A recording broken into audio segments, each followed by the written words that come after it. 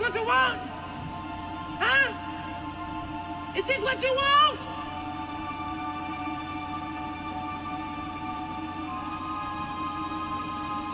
Well, come and get it, goddamn! I'll fucking wait. Who wanna debate? Straight, let me cook. Fish frying while season and marinate. Every season, it's no reasoning, just unanimous decision. Smash the noti bell, and thanks to all subscriptions. Mama mentality, stop fouling me, I'm goated. Body shots got them folding. Every word they can quote it. Smoking bud, watching bud smoke these niggas. Mayweather with the defense, nothing short of genius. High step into the end zone like prime time. Point me to the limelight. Mic check, it's my time. The pod god every time I deliver. You're now tuned in to GOAT Thriller. I'm here to stay. All the chatter, y'all can dead it. Let's start the show. Yeah, I said it. Yeah, I said it. Dinging on them. Yeah, I said it.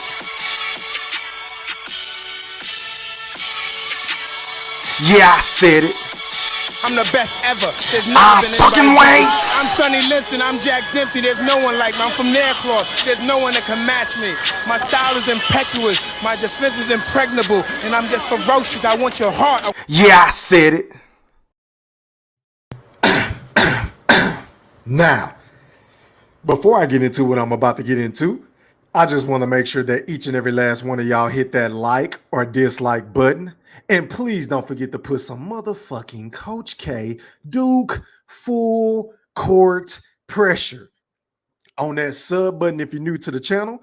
And please don't forget to ring that noti bell so you can be notified via email each and every time your boy E Thriller, aka Hamrothstein, aka GOAT Thriller, aka the Black Picasso, because I paint these pictures so vividly with my words on the sport of boxing whenever I feel like it. And once again, fight fans, ladies and gentlemen in the Wolf Pack, welcome back. Now, first things first, man.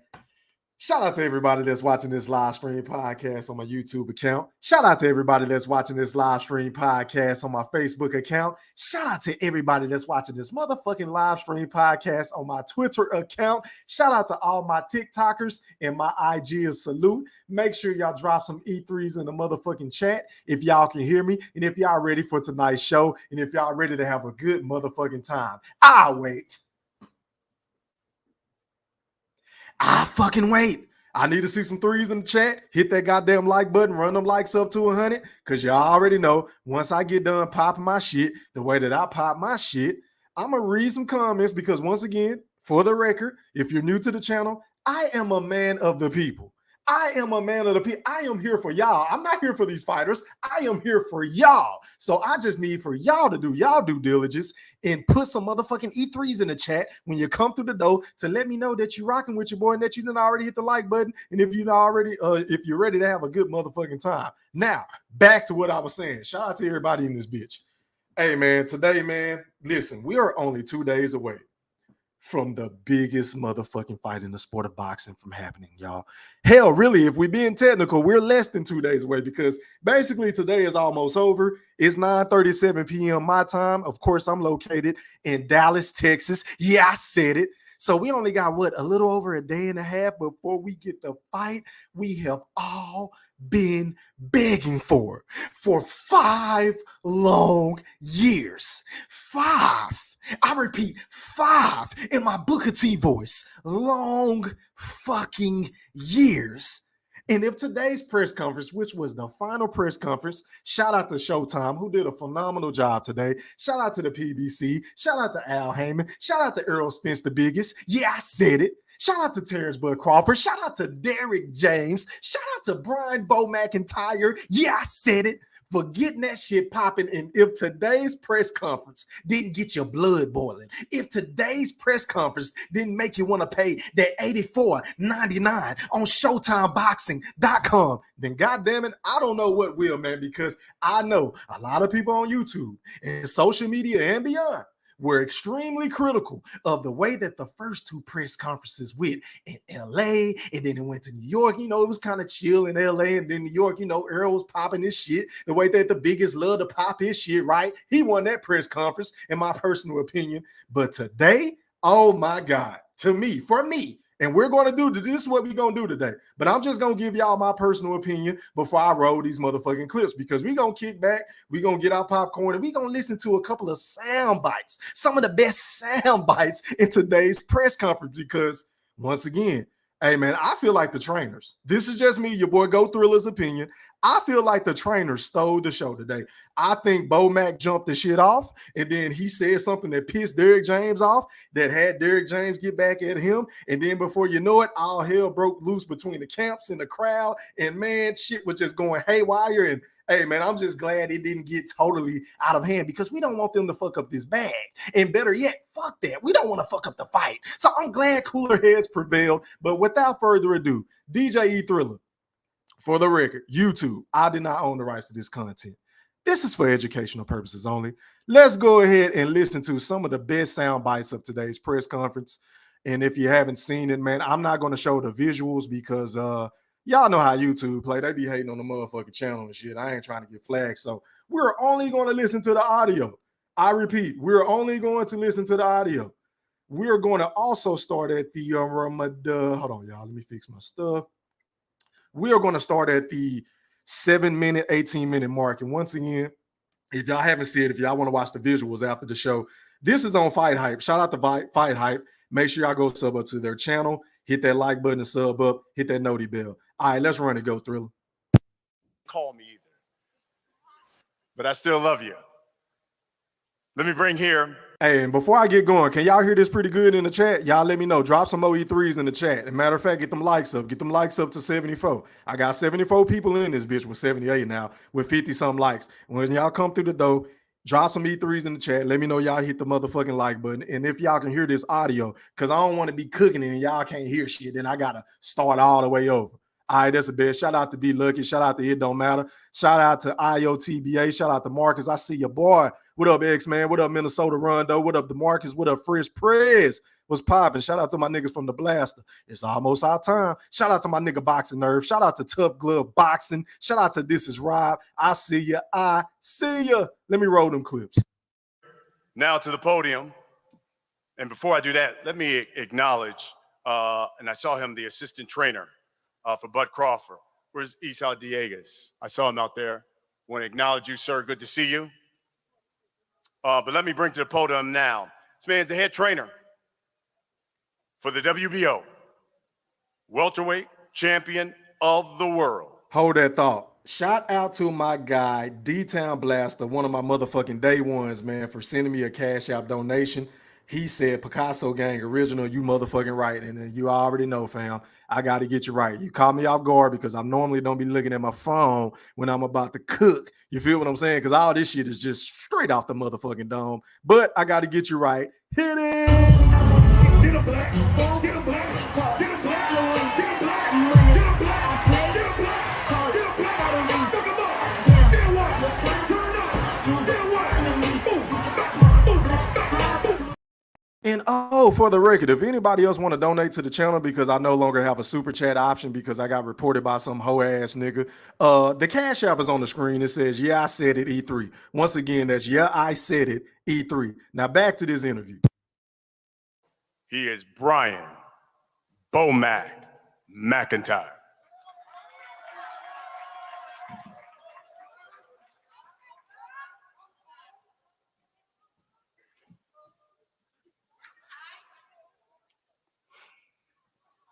We're here now, y'all. Ain't nothing else to say. He can't hide no more. It's time to take care of business. Work time. Work time. Work time. Also, I want to give a shout out to Red Spikes. He's another assistant trainer. Where you at, Red? I see you. You and Sal. Where Bernie the boxer at? Yes, sir. It's time to go to work, y'all. All right, man. So notice, Bomac, listen, He was a man of few words because we know leading up to this point, Bo Mac been kind of reserved. He's been kind of humble compared to what he's been saying in the past about Team Spence and mainly Errol Spence because we know he done got a little personal, called a man a drunk, said he a piece of shit of a fighter. And you know what I'm saying? Just, he ain't like that. Like Crawford was going to beat the shit out of him. So we already know the type of energy that Bo Mac has been on in the past. But over the last couple or so press conferences, he kind of been, chill. But today, he was popping his shit, and he basically started out by saying, look, man, we here now, and y'all can't hide no more. And I think that struck a nerve with the great Derrick James. Let's listen to what he had to say at the podium. Roll that clip. You can't either. You can't either. You can't do shit. Now. You can't do shit in the ring with him either. Got it. And also, for the record, because I see a lot of people trying to paint a narrative on Twitter, YouTube, and beyond that it was Team Crawford that started getting, unprofessional and popping off when really it was Team Spence because whenever Bo Mac got up there and said what the fuck he said, the people in the crowd started chirping at him. So that's why he was like, well, look, you can't fuck with my fighter. Can't none of y'all fuck with him. This when the tension started to arise. For the record, facts, E-Thriller, big facts. Roll that shit. Okay. All right. Let me bring here to the podium now. Before I do that, let me acknowledge from the Spence camp, I saw him, father of Errol Spence Jr. There he is, Errol Spence Sr. Good to see you. Coming to the podium now, 2022 Boxing Writers, 2022 Ring Magazine Trainer of the Year, Mr. Derrick James.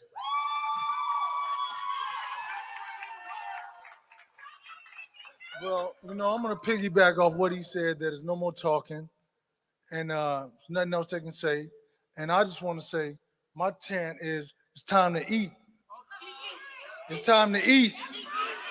And the reason why I say it's time to eat, because he hadn't missed a meal. It's time to eat.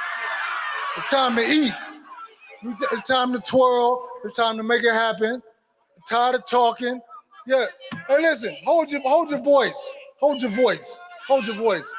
Hold your voice, because y'all gonna get it. You can't talk, you can't fight, none of that. It's time to go. Showtime. Hey, man, I love it, man. I know I get on Derrick James a lot because, he's with Team Spence, and I think, honestly, the man is an asshole. But I must admit, man, Derrick James is funny as fuck because he's so goddamn uncouth to me. Like, he is one of them individuals, if I was in that, if I was really in the field trying to get interviews and things of that nature, I wouldn't even go up to him and ask for an interview because he just seems like the type of guy that's just gonna blow you the fuck off. You feel what I'm saying? And Derrick James went up there and said what the fuck he said. He took it a couple of low blows at Bo Mac and Crawford, as he loved to do. And this shit once again got it popping. He got it popping. Let's finish running this shit, man. And hold on, stop the presses. Stop the motherfucking presses once again. Shout out to my dog D-Town Blaster once again for donating to the channel. He said, for the cook, nigga. Hey, man, I appreciate your love and I appreciate your motherfucking support. And you already know. Let me get you right again, fam. Hit it.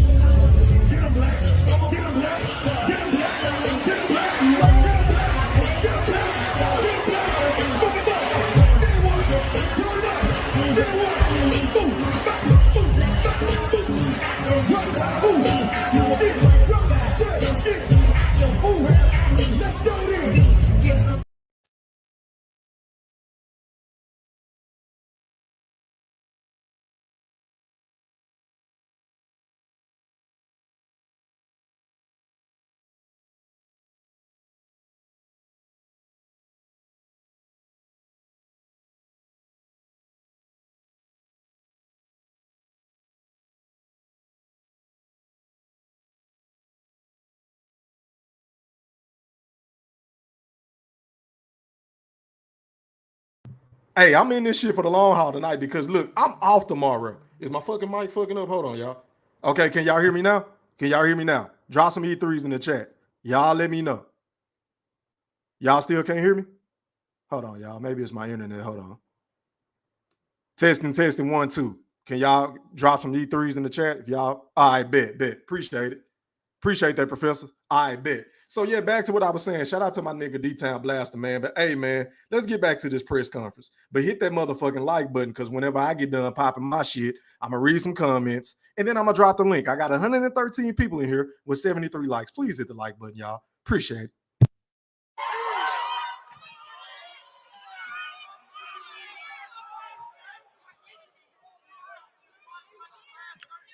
Coming to the podium. Oh, we're just getting started. Coming to the podium. Fucking right. Considered by many in this sport, #1 pound for pound fighter in the world. Pop it. Since he's moved up to welterweight, Pop it. he has stopped every opponent he's faced. Facts. That's 7 straight. Fucking right. In fact, he has the second longest active knockout streak in the sport of boxing among current world champions. Tell 10 straight knockouts. Only Artur Beterbiev has more at 19. He is the former, undisputed, say that again. super lightweight champion of the world. He is the current WBO welterweight champion of the world. Who? He is Terence Bud Crawford. The fucking boogeyman. Let's get it, man. Get him, bud.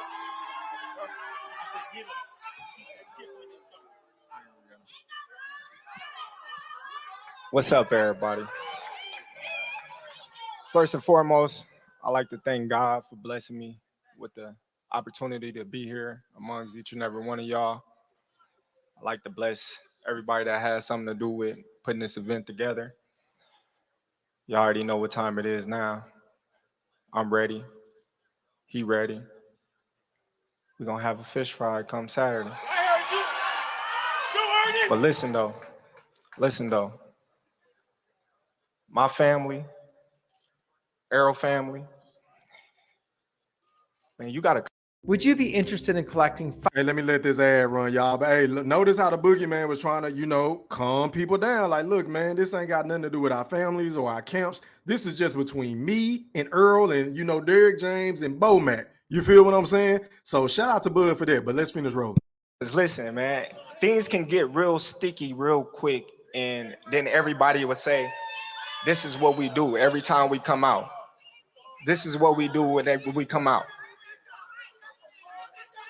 Social media, my ass.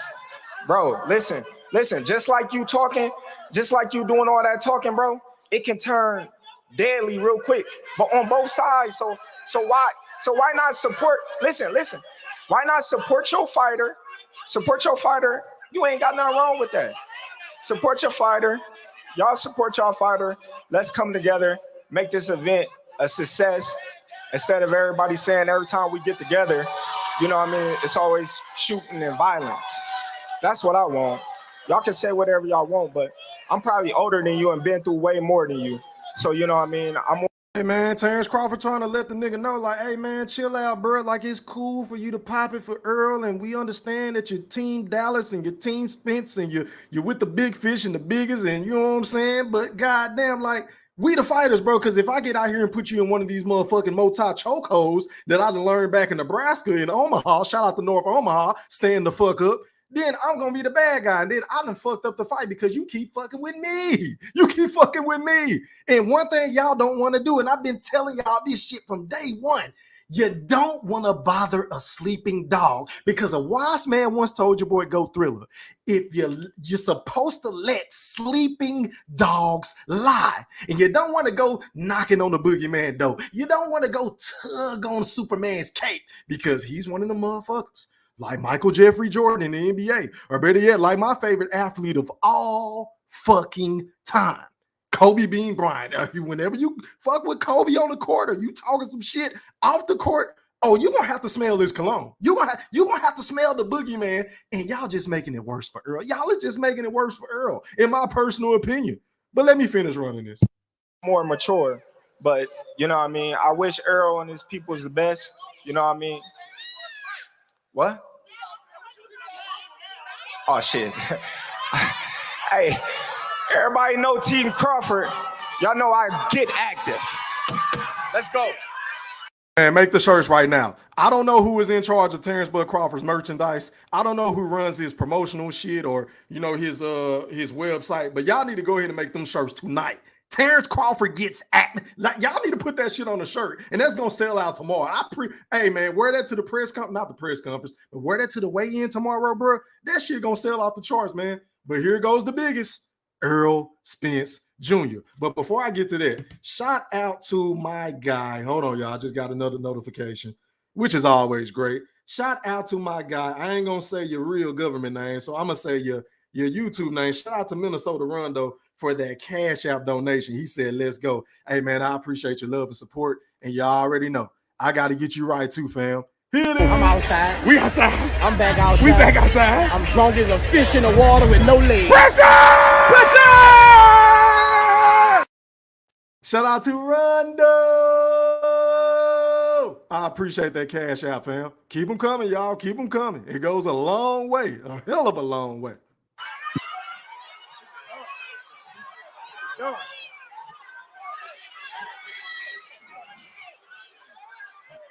Coming to the podium. This man, just like Terence Bud Crawford, carries a big punch as well. They say the truth hurts. 78% knockout percentage. 6 of his last 7 opponents were former world champions. 3 of them, he took away their straps, thus dubbed it strap season. He did that. He's the unified WBC, IBF, WBA, welterweight champion of the world. That's the fact. He goes by the name, The Truth. Big Fish. Yes, sir. Man down. Yes, sir. The biggest. Facts. Put him in the dirt. Yes. Grave digger. Man down. Belt snatcher. Yep. Mr. Errol Spence Jr.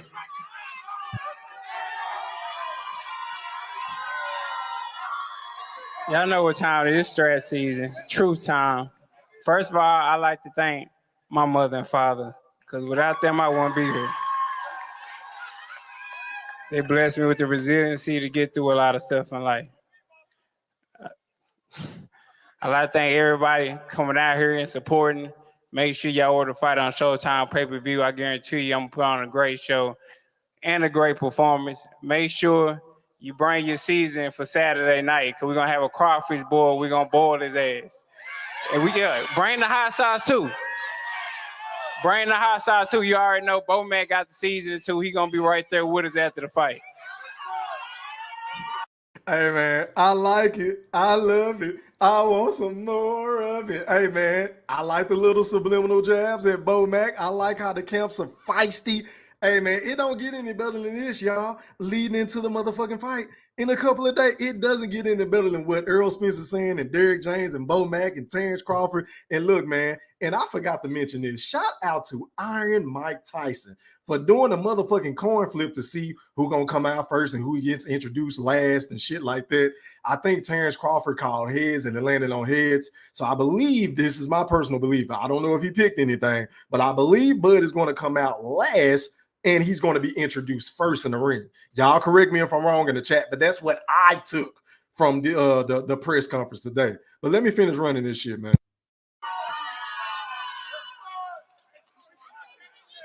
Gentlemen, let's talk about the fight. That's why we're here.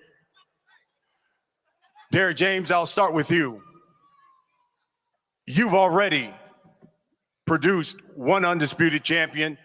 You're going for another. Can you give us some insight on what it takes to win fights like this, of this magnitude, especially with so much on the line? Well, it just takes a lot of fortitude, a lot of discipline, a lot of focus. I think that I know for sure Errol has that, no different than Jamel or whatever. But tonight or tomorrow or Saturday night, it's this time. I mean, we waited. We made this happen. We took every belt. He just had to hold his title and fight nondescript opposition. We beat champions to get here. Listen. Stop the presses. You see, things things was going good, Derrick James. I mean, I was on your side, bro, and then here you go with this hating capping ass shit. So let me correct you, Derrick James, because obviously ain't nobody else gonna do the shit. So I guess Go Thriller gotta correct you. Now, for example, rule number 1. Derrick James, didn't nobody ask you motherfuckers to go the easier route. See, that was by choice. That was by design. That was Errol Spence's plan. And I'm pretty sure that was Al Heyman's plan to allow Errol Spence to collect all the belts after Keith Thurman was out of the motherfucking way, dealing with all them injuries and inactivity and shit like that. So it was Errol Spence's brilliant plan to fight a Sean Porter, to fight a Mikey Garcia, to pay step aside money to fight a Yordanis Ugas. And before that fight, he fought Danny Garcia. Hell, he was going to fight Danny Garcia before he even got into the motherfucking car wreck. And then he was trying to position himself, just like a Terence Crawford, to fight a Manny Pacquiao. So, I mean, my nigga, why are you bitching and moaning about some shit that you niggas volunteered to do? I wait. I will fucking wait.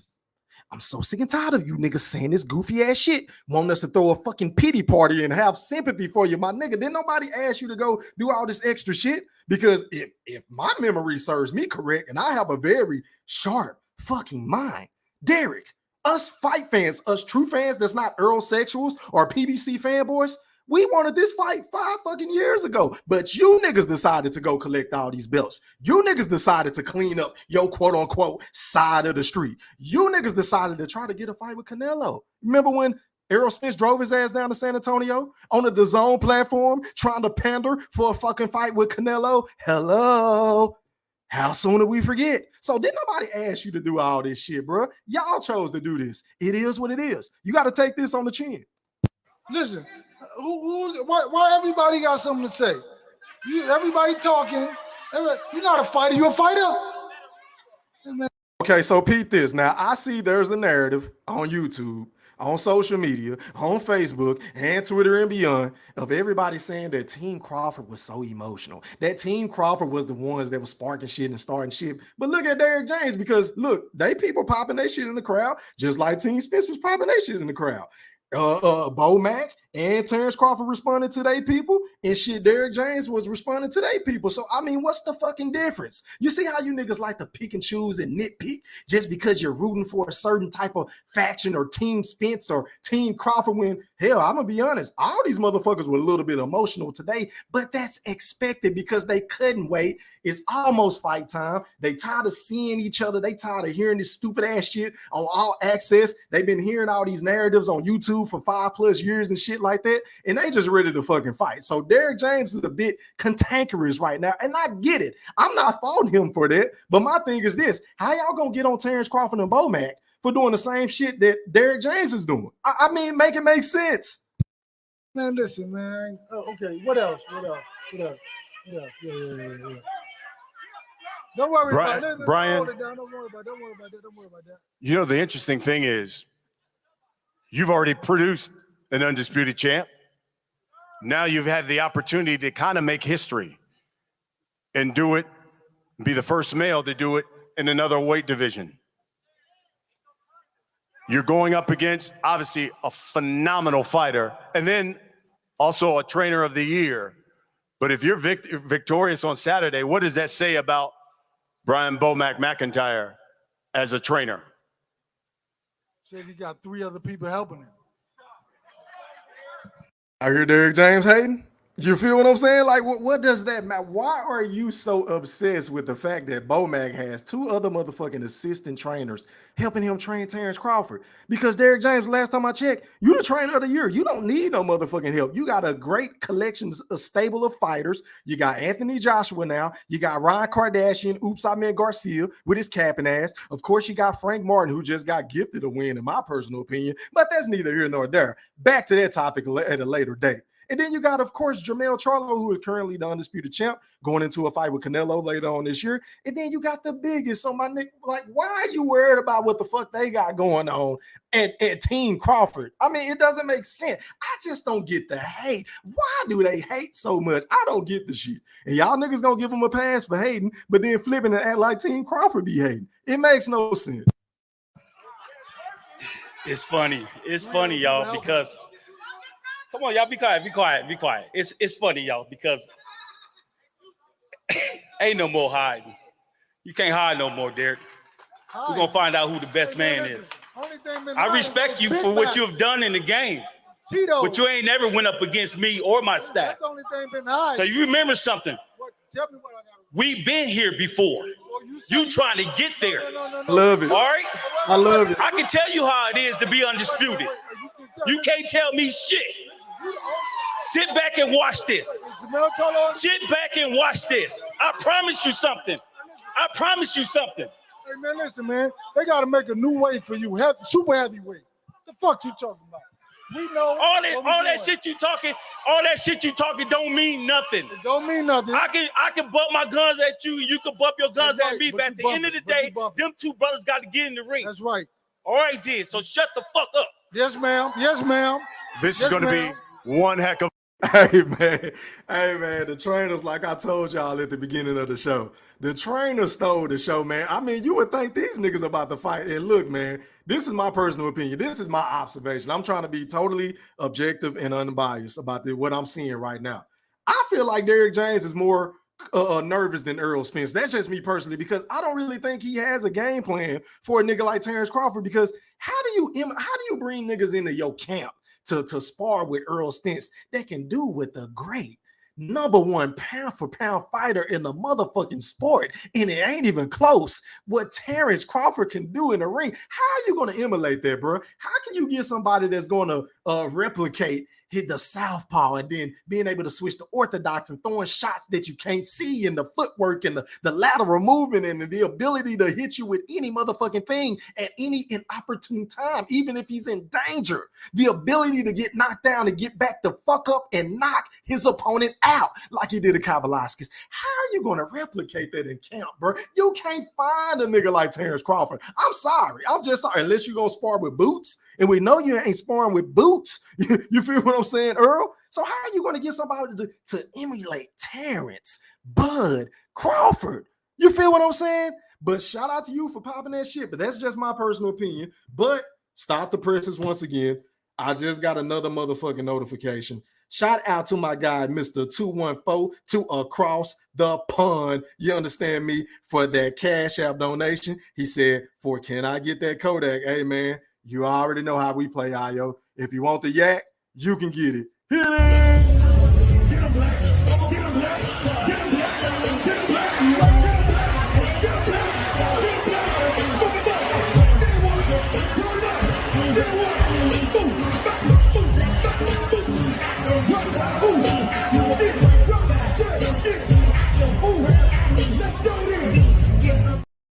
Yeah, man. Shout out to my guy, Mr. IOTBA, and shout out to the Spit Bucket, man. Make sure y'all go sub up to both of his channels, IOTBA Boxing Talk and the Spit Bucket Podcast. Make sure y'all go do that, and the Facebook group. Shout out to the Facebook group. But back to the press conference. Of a fight. Yes, ma'am, I will. Now, let's get to the fighter. Look, mama. You know, EJ, no matter where I go, no matter where you guys go, they ask the same question. Who is going to win this fight? So I'll just ask you, Errol Spence Jr., can you tell everybody why Errol Spence will win Saturday night? You asking bogus questions. I'm going to win because I'm the better fighter. I'm a better fighter. Physically, mentally, it doesn't matter. I'm more durable than him. Like I said, I'm going to break him down, and I'm going to break his will. Bud Crawford, same question. Will you tell boxing public why Terence Bud Crawford will win Saturday night? Everything about Terence Crawford is better than Errol Spence Jr. When you look at everything that I do in the ring, is better than Errol Spence Jr. So, you know, I mean, come fight night, I'll be proving each and every one of the doubters wrong once again that Terence Crawford is the best fighter in the world today. And that's just what it is. Not taking, you know, any credit away from Errol. He's a great fighter. He's good at what he do. But when you compare him to Terence Crawford, there's no comparison. That's all I've been saying, bro. Like, Errol Spence is a phenomenal fighter, and he's great at what he do. I've said it before, and I'll say it again. Errol Spence is like a locomotive coming at you. And he like one of them niggas on the Madden or the 2K that if he find a cheesy ass play and he has success, he's going to do it over and over and over again until you fucking stop it. He's like a train that just keep chugging along. Chicka, chicka, chicka, chicka, chicka, chicka, chicka, chicka. Two. Errol Spence will jab you to death if you let him. Errol Spence will hit you in the nuts time after time again if you let him. Errol Spence will beat your motherfucking rib cage up like a drum if you let him. You have to make adjustments against a fighter of the caliber of an Errol Spence Jr. Because if you don't, you're basically going to be target practice. It's just going to be like watching him do the mitt work with Derrick James. Like basically, for example, the Ugas fight. And he said it in that Mike Tyson interview, and I'm going to get into that next. Yeah, I said it because it was a lot of goofy ass shit that Earl was saying that I got to check him on. But anyway, he said one thing in that interview that stood out to me because a lot of niggas love to make excuses and act like, oh, that was such a great performance by your Danish Ugas and he was a formidable foe and all this bullshit, right? But would you niggas believe me if I were to tell you that Errol Spence, whenever he was asked about Mike Tyson, about, well how did you study for this fight, man? Oh, I didn't really study nothing. I didn't look at no tape. He just sit there and stood there with a high guard, and I just shot through it with an uppercut. I just kept uppercutting him to death. Your Danish Ugas didn't fucking move. Your Danish Ugas didn't use his legs. Your Danish Ugas, like I said before, was nothing more than a human punching bag with arms. That's all he was. So I say all that to say, if you allow Errol Spence to get into that rhythm, if you allow Errol Spence to keep marching forward and time again, he gonna beat the shit out of you. But I don't see him doing that to Terence Crawford because it's levels to this shit. And I know, even though we know Bud is in Bud mode right now, oh, he's pissed the fuck off. The boogeyman is pissed the fuck off. I still think he's going to come in this ring and outsmart him. I don't think he's going to be going toe-to-toe with Errol Spence. At least I wouldn't advise him to do so. But maybe, just maybe, him and Bo Mack and Red Spikes and Esau know something that we all don't know. And we just going to have to find out come Saturday. Let's finish rolling this press conference. I'm just a better fighter. Errol,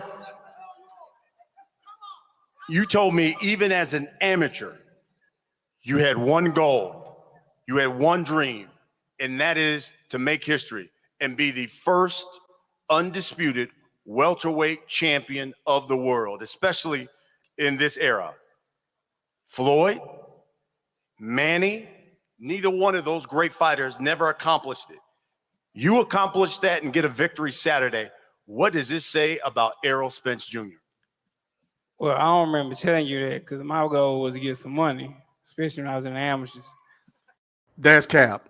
I can go to a multitude of interviews with not only with Brian Custer, but just him by himself or on Fight Hype or whatever the case may be. Hell, even IOTVA got plenty of interviews with Errol Spence, where this man has said time and time again that his ultimate goal in the sport of boxing at 147 was to become undisputed. Now, maybe something has changed, and that's cool because we know the man has been through a lot outside of the ring. So maybe something has changed. Maybe he views his life and his career differently than he did before. Maybe it's about the financial stability opposed to the career and the accolades, because I know the other day he just said he didn't really too much care about getting in the Hall of Fame. And I get it, but don't sit up here and lie and act like, oh, you don't really give a fuck about being undisputed and you only care about the money, because my nigga, you're capping. And this is how I was able to devise the best series on YouTube of here's proof that Errol Spence is still ducking Terence Bud Crawford. I was able to create 19 motherfucking classics, and I could have did a hell of a lot more if I wanted to, but I just got tired of doing this shit because it was like, God damn,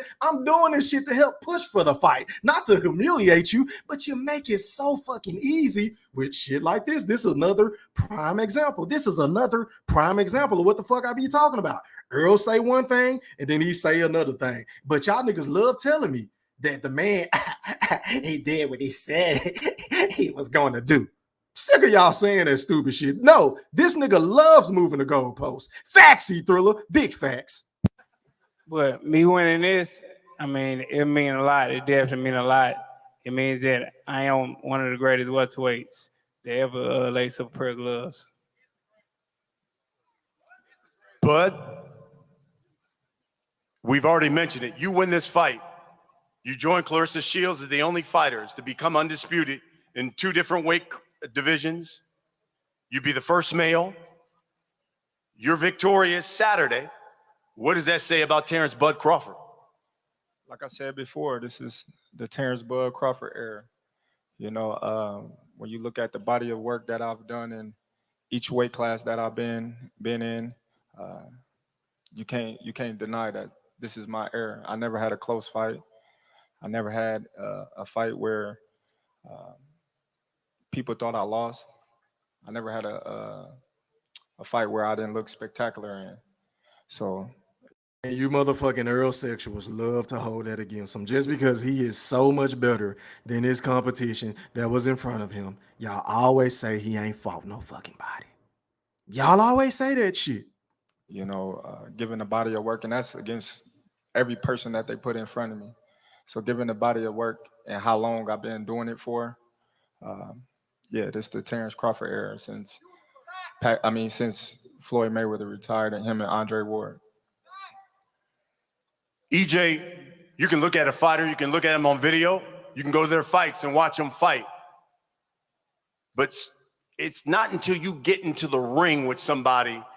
Hey, hold on, y'all. Stop the presses. Stop the presses once again. I just got another phone notification, which is always great. And if anybody if anybody else would like to donate to the channel because it helps it go a long way, the Cash App is on the screen. It's Yeah, I Said It E3. Shout out to my dog, Mr. 2142 Across the Pond, IOTBA Boxing Talk. Once again, he said for Kodak, tell them MF put some respect on that Cash App and my like button. Can y'all please hit my goddamn like button? I got over 200 people here with 114 likes. That means I got over damn near 100 peeping toms just in this bitch stealing my slang, just stealing my catchphrases, just in this bitch, just join the festivities at my expense, but don't have the decency to hit the motherfucking Cash Out button and the goddamn like button. I mean, goddamn, but I got you, Ayo.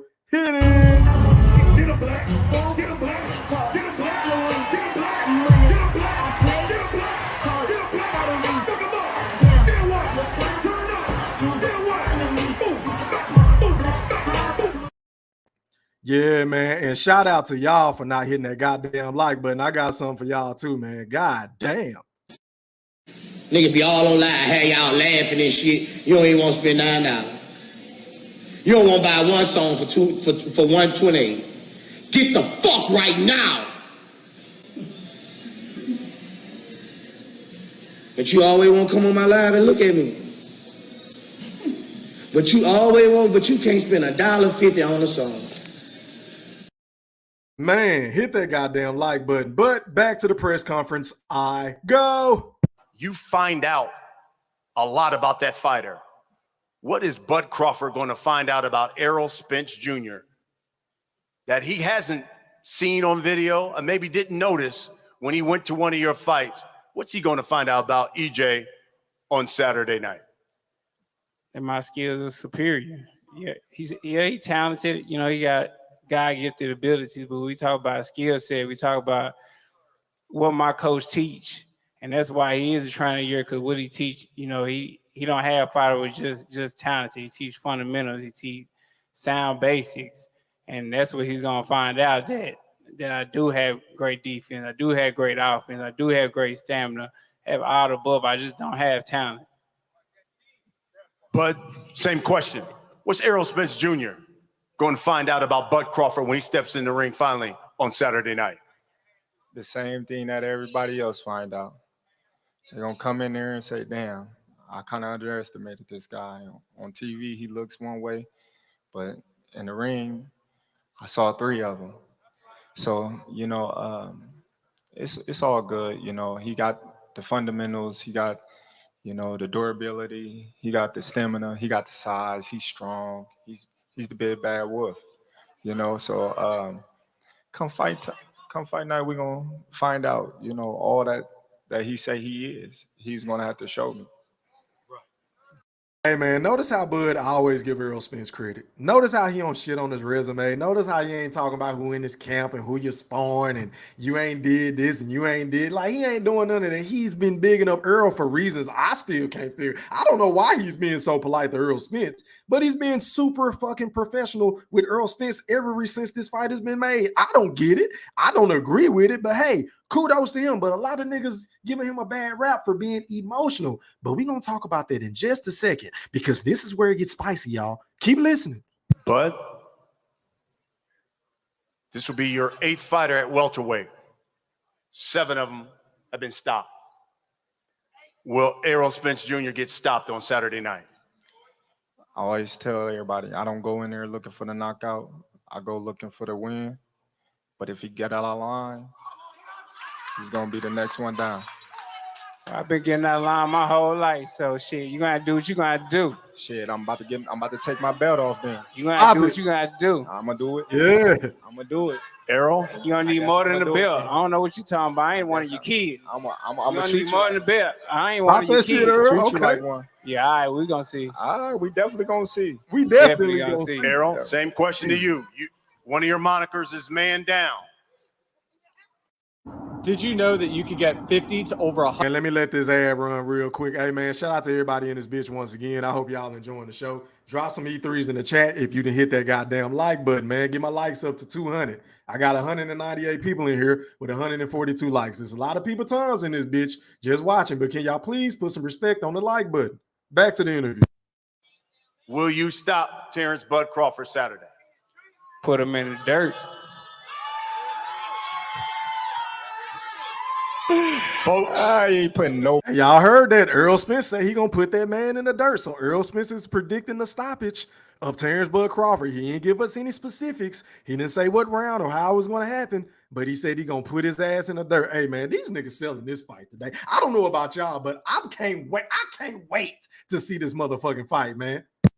Nobody in the dirt. folks, we'll wrap it up with this. Bud Crawford, for the over 1 million people who will be watching this fight, for the well over 20,000 that have sold out this arena, put down their hard-earned money to come watch you two champions fight, what can you guarantee us we're going to get when you step in the ring with Errol Spence Jr. on Saturday night? I can guarantee you fireworks. I can guarantee y'all that. You know, I'm 100%, 120% ready. I'm ready for whatever he brings to the table. He said he come and step in and he's gonna break me, as he say. Yeah, he said that. Yeah. Let's see what's gonna happen. Yeah. Let's go.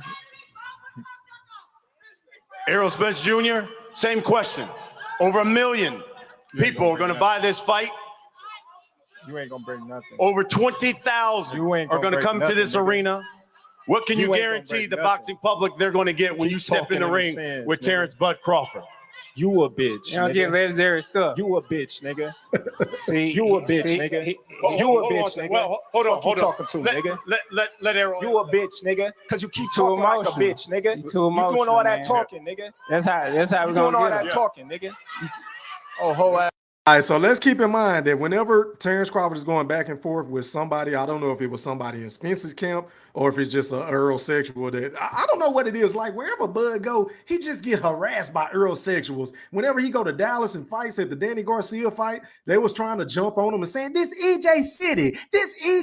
I mean, this nigga can't do nothing around Earl without some of his fucking Neanderthals of a goddamn posse trying to run up on Bud and trying to start some shit. Like, are y'all really trying to fuck up the fight? Are y'all trying to fuck up the fight? Leave this nigga alone, man. Pretty please, so we can see this goddamn fight. But let's just keep in our back pocket that Errol Spence is set up here and try to say that Terence Crawford is emotional. Let's remember that, y'all. I'm going to make it make sense in just a minute. I'm going to paint the picture so vividly with my words. Let's run it. Ass nigga. You catch me, you gotta come back. Catch me, you gotta come back. Real niggas don't talk, nigga. And you talking too much, nigga. Well, like I said, this You want fight some attention, is gonna be some iconic Fucking shit right here. female. This is gonna be legendary shit right Oh, here. female ass nigga. Y'all want make some sure y'all attention. tune in. This is a legendary old school fight. Get that whole ass nigga some attention. Put the camera on him, because that's what he doing. showing out like a female. Fuck. Hey man, that was the soundbite of the press conference. In my personal opinion, Bud shut it down with that shit, bro. I mean, goddamn. And Earl, I mean, my nigga, why you ain't telling your niggas to chill? I mean, I can vividly remember back in 2018, whenever Bud pulled up on you in that hallway, you was telling your man, tell your nigga to calm down. Tell your nigga to be quiet. Tell your nigga to quit talking from the side. Tell your nigga to quit talking from the side. Wasn't you saying that shit, Earl? So when you got all your niggas popping your shit now for you, you ain't telling them niggas to chill out because this really between you and the motherfucking boogeyman. But then you want to turn around and act like this nigga is getting emotional? I'm going to make it make more sense in just a second. Hold that thought. Let him finish, bud. Go ahead, EJ. Yeah, all right. Y'all done? Y'all done? Go ahead. This is gonna be some legendary shit. This is gonna be iconic shit. I guarantee y'all gonna want to tune into this fight. Y'all gonna want to buy this fight. This is gonna be your money's worth.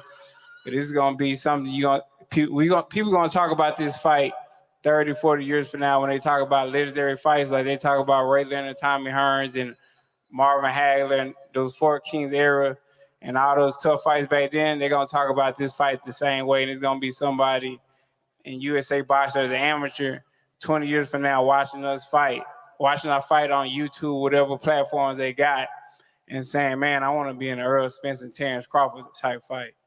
So y'all make sure y'all tune in. I guarantee you it's gonna be nothing but fireworks from start to finish.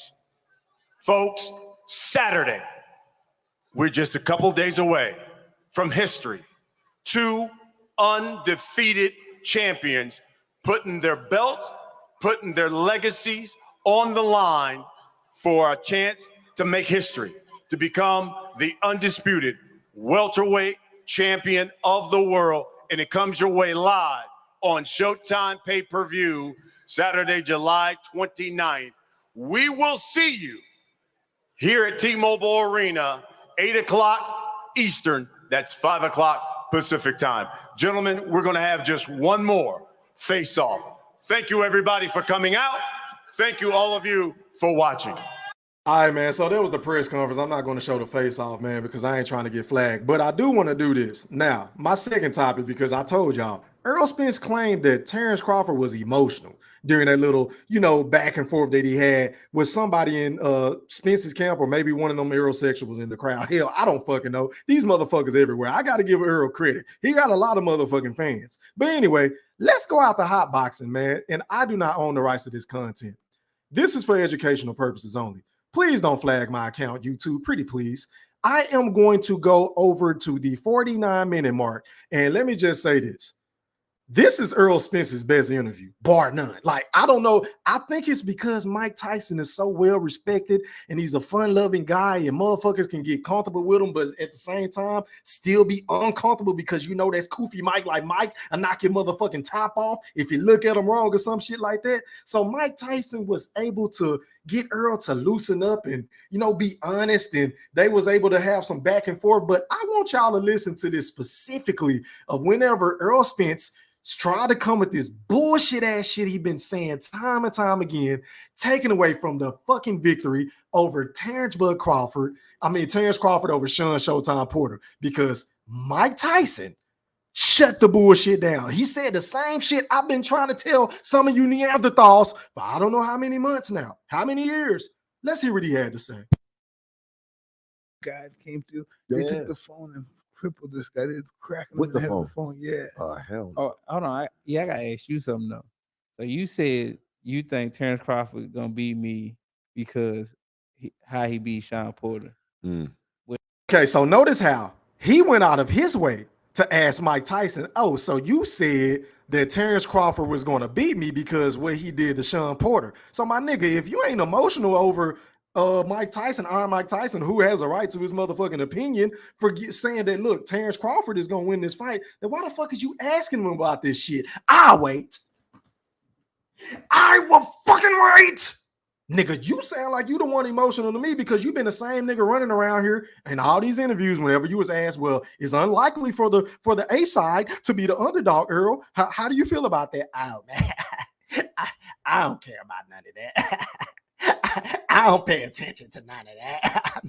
I mean, if you look at what I done been through, he's supposed to be the favorite. Everything is funny to Errol Spence. Nigga ain't shit funny. You double talking ass nigga. You fucking lying Neanderthal. You hypocritical ass smuck. I'm so sick and tired of you trying to move the goalposts, and you already know what you're doing because you love to manipulate these niggas with these fucking channels and the Earl sexuals that's running rampant. I mean, it's social media is infested with Earl sexuals, and I cannot wait for 2 more days before you niggas are be executed, demised, demolished, abolished, banned from the motherfucking YouTube community.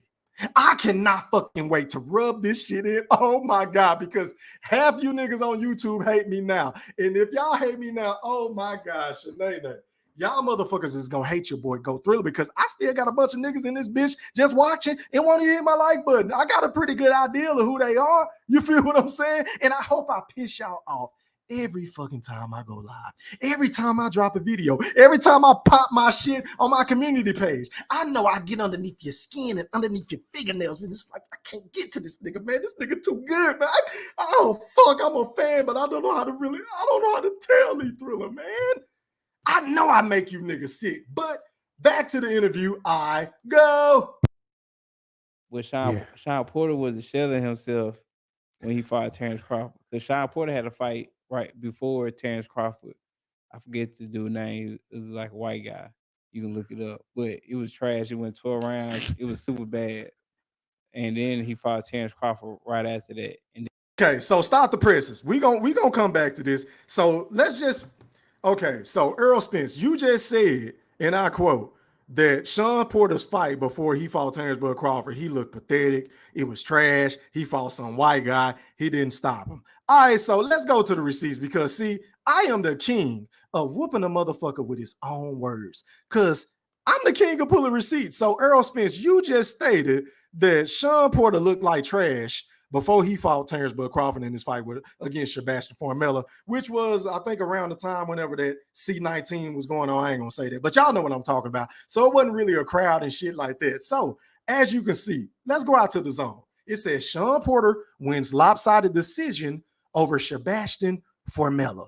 This was published on August the 22nd, 2020 at 11 p.m. All right, so let's read this article.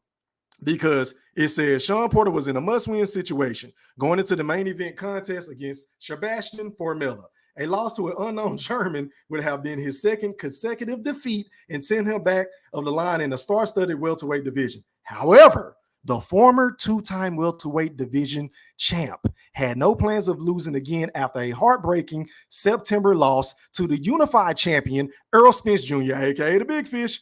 Porter dominated Formella. I repeat, Porter dominated Formella from start to finish to a lopsided, I repeat, a lopsided, yeah, I said it, unanimous decision on all 3 judges' scorecards. Would you niggas believe me if I were to tell you in the Wolfpack that Sean Porter won this fight 120 to 108?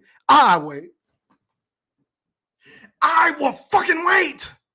Oh, it gets better, y'all. It gets better. Let me finish scrolling up my motherfucking articles in my IOTBA voice because it stated, hold on, where my shit at? Hold on, where this shit at? It said that, where is it at? It says, according to CompuBox numbers, Porter landed a career best 304 punches out of 785. Ladies and gentlemen in the Wolfpack, that's 39%. So it don't sound like Sean Porter was scrubbing in this motherfucking fight because once again, it just stated, I didn't say this shit. This is what this guy reported. He said, according to CompuBox stats, Porter landed a career best 304 punches out of 785.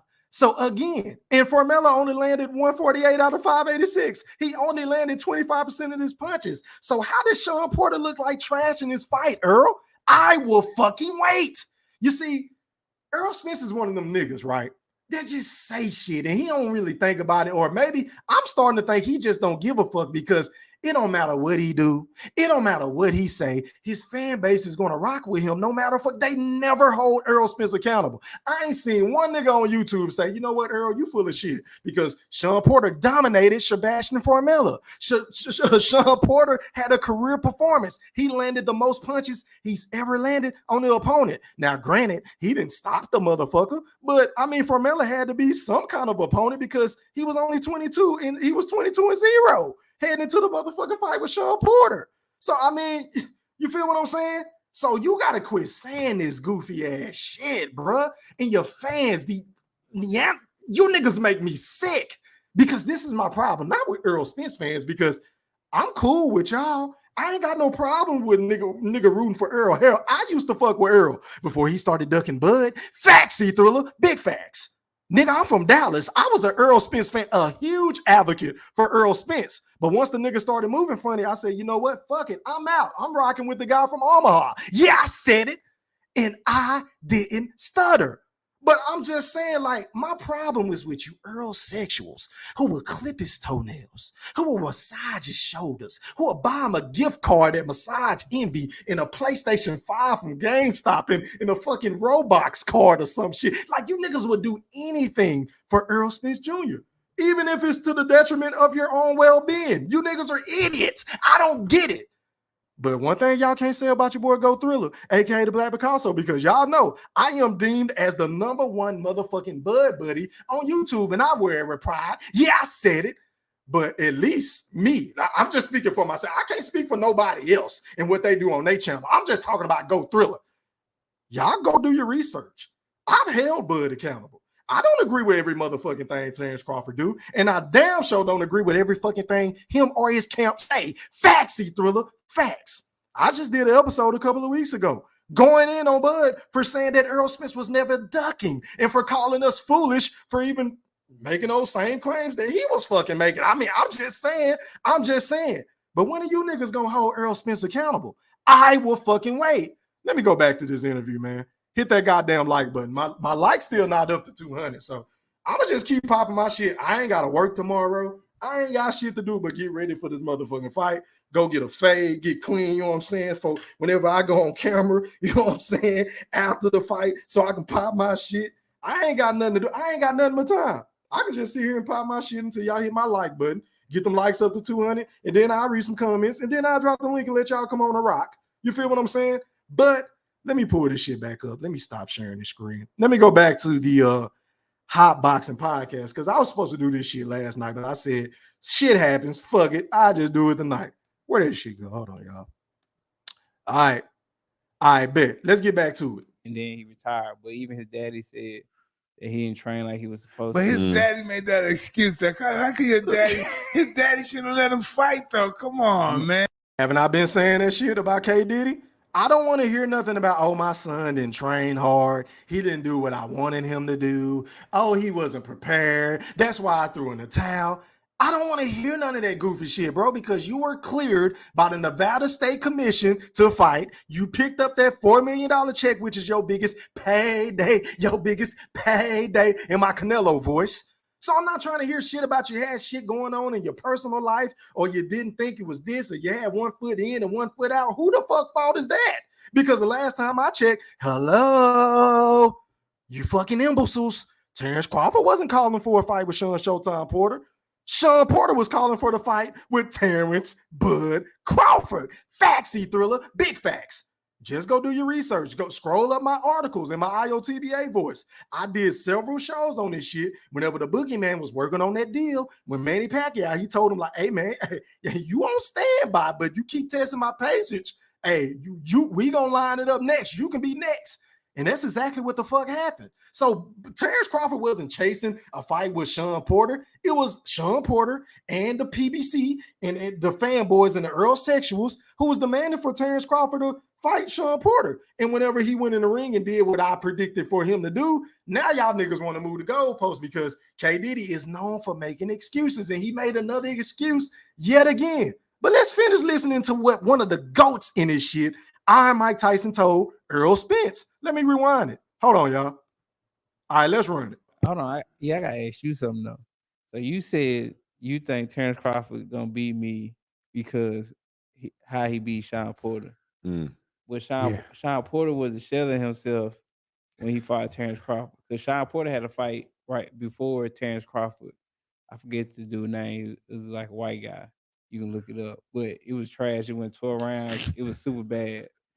And then he fought Terence Crawford right after that. And then he retired. But even his daddy said that he didn't train like he was supposed But to. his daddy made that excuse. Though. How could your daddy? His daddy shouldn't let him fight though. Come on, man.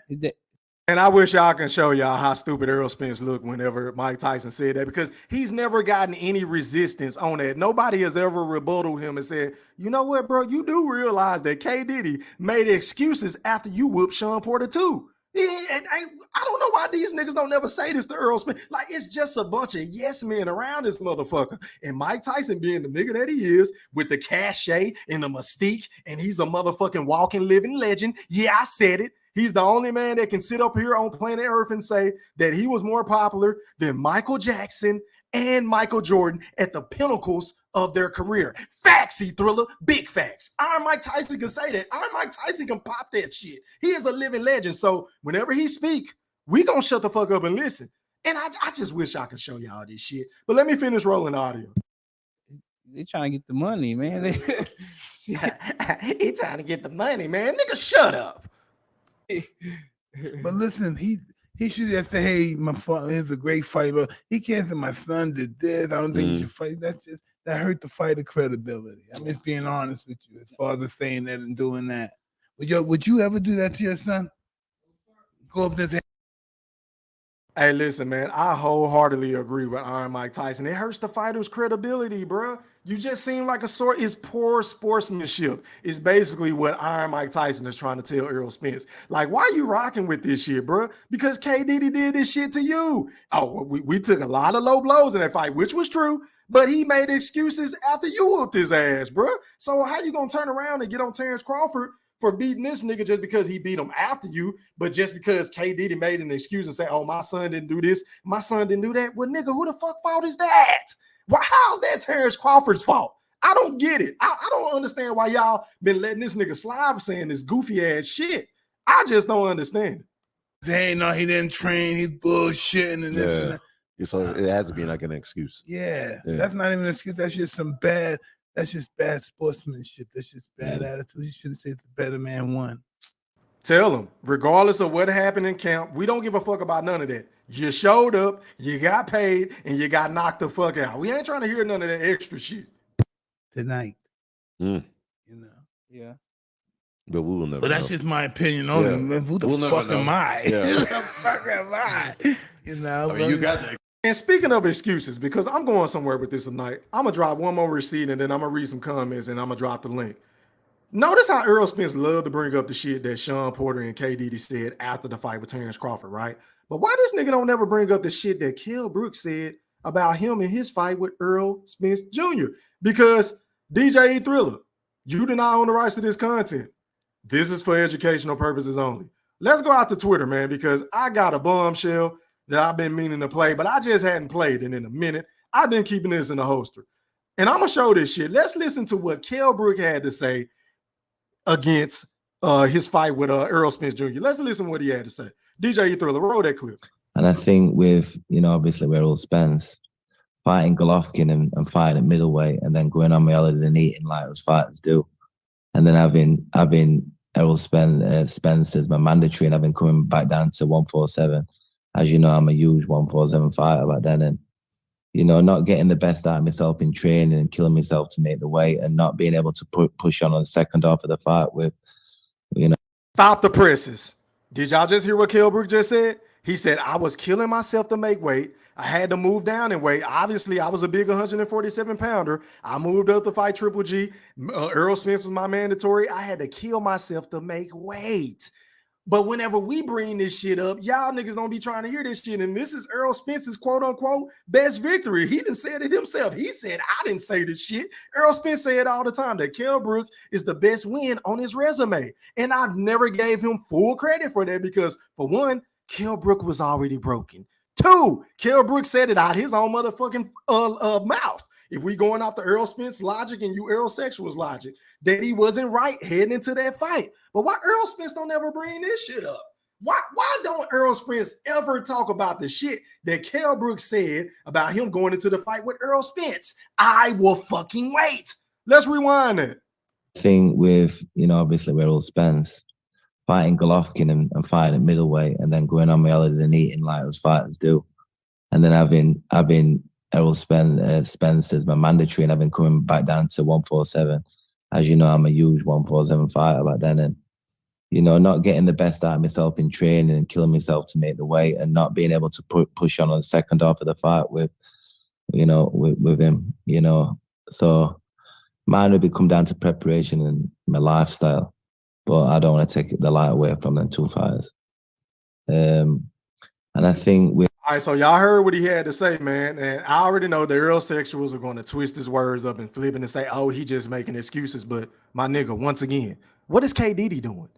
What is Sean Porter doing whenever they said they had 1 foot in and 1 foot out podcasting? He didn't do extra laps in the pool. He didn't do enough strength and conditioning. And like, to me, that sounds like excuses. So I'm cool with y'all saying that, but y'all got to let this shit go both motherfucking ways. That's one of my main issues with the Errol Sexuals. Once again, y'all like to select the politic and pick and choose shit that don't fit your motherfucking narrative. Because if we're going to take away from Terence Crawford victory over Sean Showtime Porter, then I'm taking away his Errol Spence's victory over Kell Brooks. I'm just saying, based off of y'all logic, I'm not giving them credit for that shit.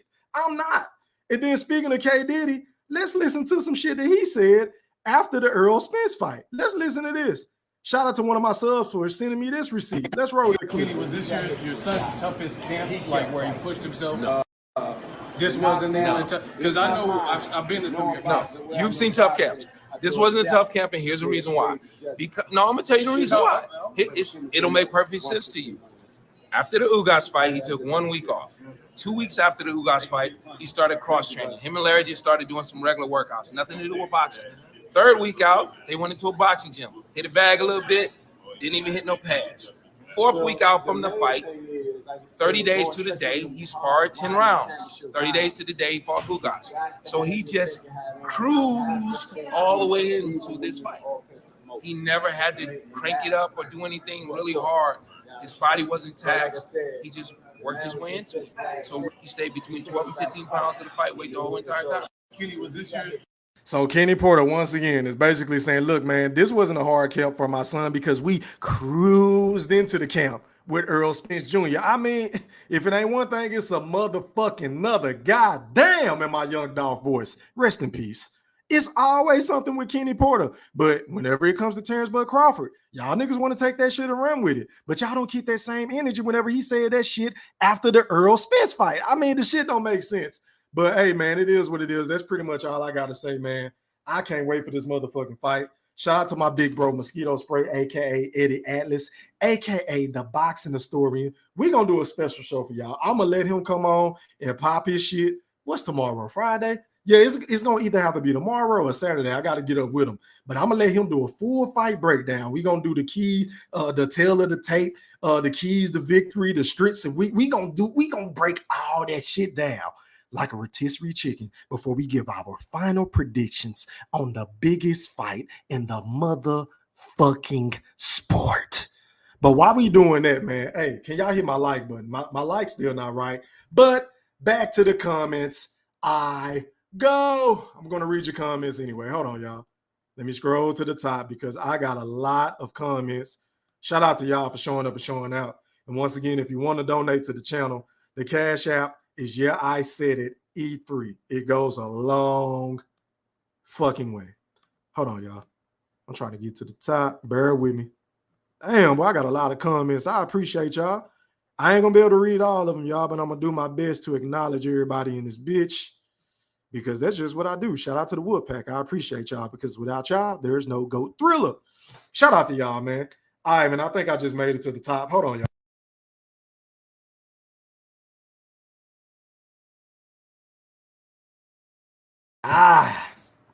All right, let's get it started. Shout out to C's, man. I see he said Errol down 0-1 before the fight starts. Some A-side, huh? Hey, man, if that's how you see it, man, we gonna see, man. I can't wait to see the weigh-in tomorrow. That's gonna tell me a lot, man. That weigh-in gonna be, man, electrifying, y'all. I can't wait to watch this shit. What up, Hooley Wood said tripping? He said, damn, I'm gonna be passed out by 10. Gotta catch the replay. Much love, homie. Hey, man, I appreciate it, my brother. Make sure you hit that like button on the replay, man. Drop some popcorn emojis and some comments and let me know if you enjoyed the show. What up to one of my dogs who rock with Errol Spence, man? He slide through on this boy Go Thriller all the time. And he said, after. What up, boy? What up, IMU? He said they have awakened the demon in Bud. E3 is about to be bad for Spence. Hey, man, I agree, bro. I agree. You don't tug on the boogeyman's cape. You don't do that. What up to Marcus? He said we done pulled up. What's good? E-Thriller was popping. How are you, kind sir?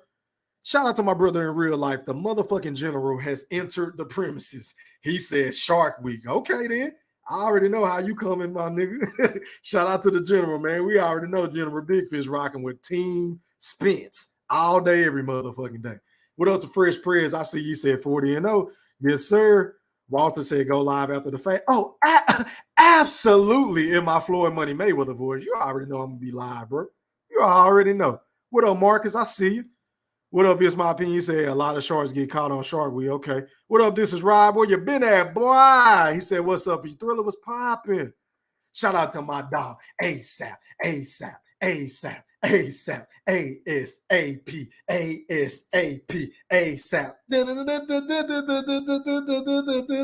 Shout out to my nigga ASAP. He said, E3, let's go. Bud got me fired up today. He about to knock Errol the fuck out. Period. Hey, man, I feel you, my nigga. What up to Tough Glove Boxing? Was popping? How are you, kind sir? What up to Mike? He said, man, Bud cooked some shark nuggets today. You think so, bro? Hey, man, that was a good-ass press conference. Y'all let me know. Who y'all think won that press conference today? Was it Terence Crawford? Was it Errol Spence? Was it Bomac? Or was it Derrick James? I think it was the trainers, me personally. The trainers took the cake for your boy Go Thriller. That's just my opinion. Y'all drop some in the chat. What up to comment, my nigga? Yeah, salute the Tough Glove. What up, Darnell? He said, what's good? E3 and the Woodpack was popping. What up, Big Ace? He said, salute E3 in the chat. What up, the Boxing Nerd? My brother from Canada. What's popping? He said, what's good, E3? Hey, man, just paint these pictures so vividly with my words. Shout out to D Luggett. He said, salute E3. What's popping? How are you, kind sir? I appreciate you for pulling up to the festivities. I know you ready for this weekend. I know who you rock with. I know you Team Bud, nigga. What's popping? What's shaking? Fish fry. Yeah, man, I appreciate you. What up to one of my day one? Salute E-Thriller in the Woodpack. Errol is toast. What up, Dub J? What up, X-Man, man? Shout out to X-Man. He always be sending me shit on IG, man, and my DMs and keeping me up to date on certain shit that I might have missed. Shout out to X-Man. He said, salute E3. Bud had everything, everybody shaking today. 100. Facts. What up to my boy Los, man? I see you. He said, E3, salute. It's popping. What up, Minnesota Rondo? I appreciate that cash app again, my brother. It goes a long way. What up to DeMarcus? What up to Miss Madam Shantae Renee? What's popping? How are you, con, ma'am? I don't really get a lot of ladies in my chat. I said your boy Go Thriller don't really get a lot of ladies in the chat. Shout out to Madam Shantae Renee. She said, E3, cook for us, kind sir. Oh, I will do, kind ma'am. I appreciate it. I hope you're enjoying the show, and I hope you got your popcorn. Oh, wait a minute. You probably like to sip on wine when you listen to your boy, the Black Picasso. Shout out to you, Miss Shantae. Shout out to Two Brown. He said, Black Picasso was popping. He said, let go. What up to my dog, Mr. 214? I appreciate you. Yeah, man. Shout out to my niggas from Dallas, man. Stand the fuck up. We just on different ends of the spectrum, man. I ain't rocking with Earl. I'm Team Bud all motherfucking day.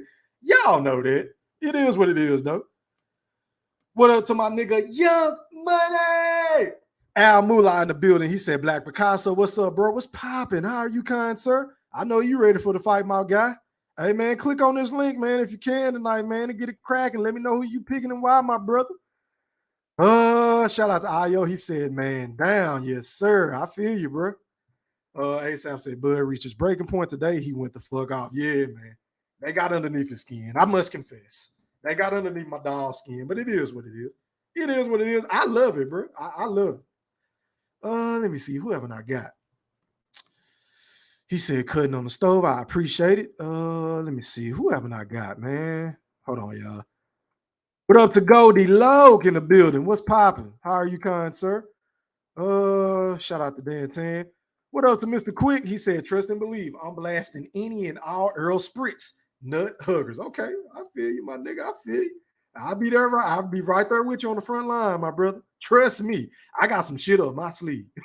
You feel what I'm saying? Let me see. Who haven't I got? What up to the fool? He said D. James was a sucker for talking about Bomac Health, period. Hey, man, it's all a part of the game, bro. I think he helped sell the fight. Like he said, Cheeto Bag and Big Macs. That just let you know them niggas be watching the YouTube, bro. So it is what it is, bro. At this point, there ain't no turning back. Niggas got to stand on what they've been saying for 5 years. Hey, the fight 2 days away, bro. A day and a half, really. But shout out to you, the fool.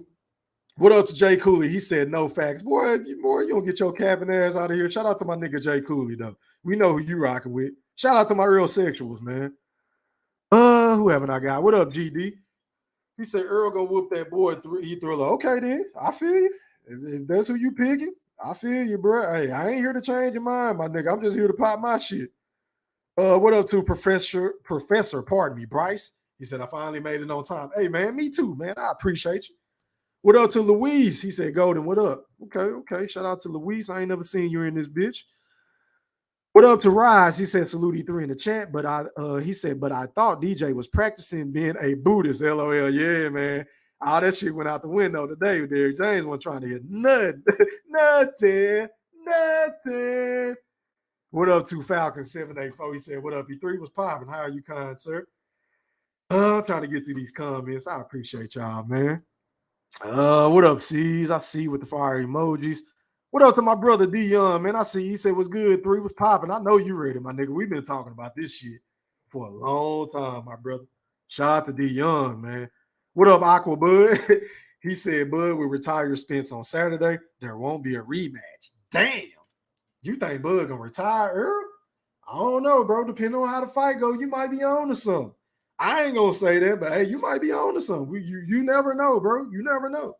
He retired Sean Porter. You feel what I'm saying? Hey, man, I don't know. Let me like that comment. What up, Poncho? Man, hey, man, you got my nigga on your avatar, man. Shout out to you. He said Spence getting stretched for Undisputed, for the disrespect, and for all that ducking. Hey, man, I totally agree. I agree with your assessment, my brother. Hold on. I'm trying to see who haven't I got, man. What up to MC Strokevision? He said, "Yeah, Bud." He said, "Bud like Kobe. He finna hurt this man. Fans just making it worse." LOL. I agree, bro. You don't want to tug on that man, Kate, bro. You don't want to be like Ron Artest or, pardon me, Middle World Peace and motherfucking Matt Barnes, and you know what I'm saying, or Chris Childs. And you don't want to be niggas like Ruben Pat. You don't want to be on that list, bro. You don't want to do that. He said, I'm with you. 3 the trainers took the show. Yeah, man. That's my opinion. He said, who was classless? Crawford supporter talking to Coach J. What up to Cody? He said, my dog go. Thriller was popping. How are you, kind sir? All right, man. So let me do this, man. Let me go ahead and drop this link. I've been talking long enough.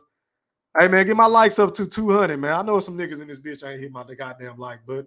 But let me go ahead and drop the link. Let y'all come on and rock. Because I'm ready to hear what y'all got to say, man. I am here for y'all. If y'all want to come on and pop y'all shit, y'all can. But let me just say this. Panel etiquette. Let me go over the rules.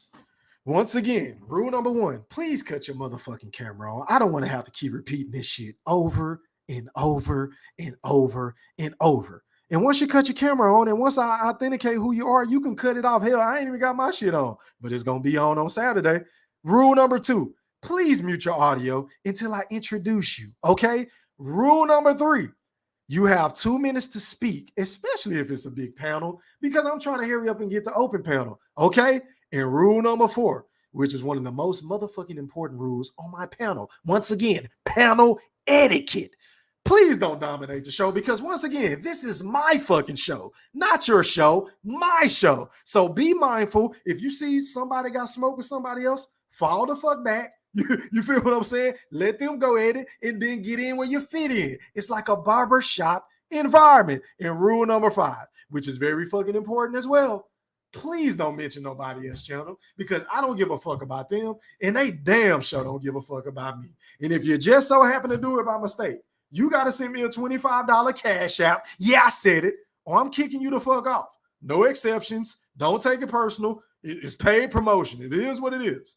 And rule number 6, which is the most motherfucking important rule. Please respect the host, pretty please, and my guests. I repeat, please respect the host, which is me, Goat Thriller, aka the Black Picasso, and my motherfucking guest, which is the Wolf Pack, and all my ladies and gents in the Wolf chat.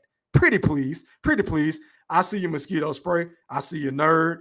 I see you, the Buddy. I see you, Goldie Low. Okay, I see you. All right, man, I'm going in the order in which y'all came on. Going out to my dog, Mr. 214 to across the pond. IOTBA, you're live on the chat with Go Thriller. You got 2 minutes, man. Talk to me, fam. What's poppin'? Hey, first off, shout out to E Thriller, Go Thriller, aka Hamrothstein, aka the Black Picasso. Even though I don't agree with shit you said, boy, the propaganda and how you put it out there, boy, you was cooking like a motherfucker, boy. Shout out to everybody who on the panel in the background. Shout out to everybody who in the chat. The Wolf Pack, hit that like button, subscribe, and make sure y'all go subscribe to my dog other page, cause some hating ass. Oh yeah. Go Thriller. Make sure y'all please go. Matter of fact, I'm gonna pin it in the chat. Appreciate that, Ayo. Go ahead, bro. Yeah, cause some hating ass nigga hating on them, cause you know he the hottest nigga on YouTube, and niggas can't fuck with him and they scared. So you know niggas got to do hoe ass shit. You know we're gonna keep it at that. But first off, let's go to this press conference. Right, you stated that Bomac did something by saying shut the fuck up. What the fuck is that? Him saying shut the fuck up.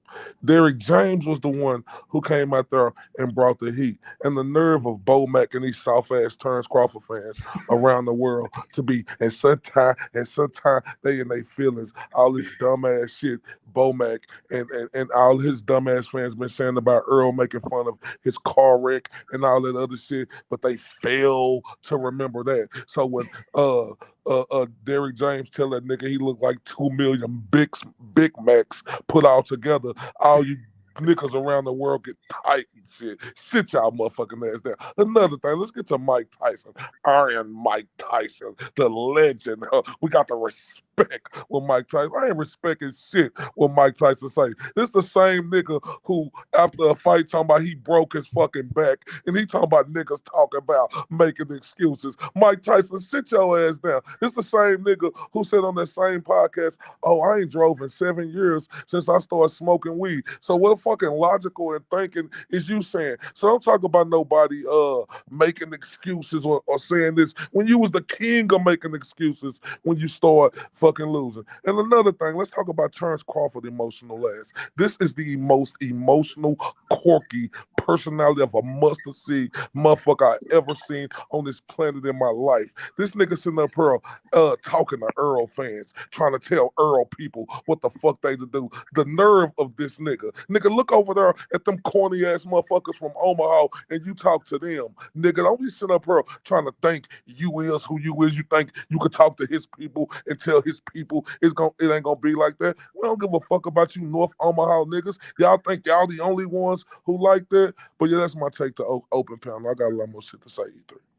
Ah, you're so disrespectful, Ayo. But going out to Goldie Low. You're live on the chat with the Wolf Pack. Talk to me, bro. What's poppin'? You got 2 minutes. What's up, my brother? How y'all doing, man?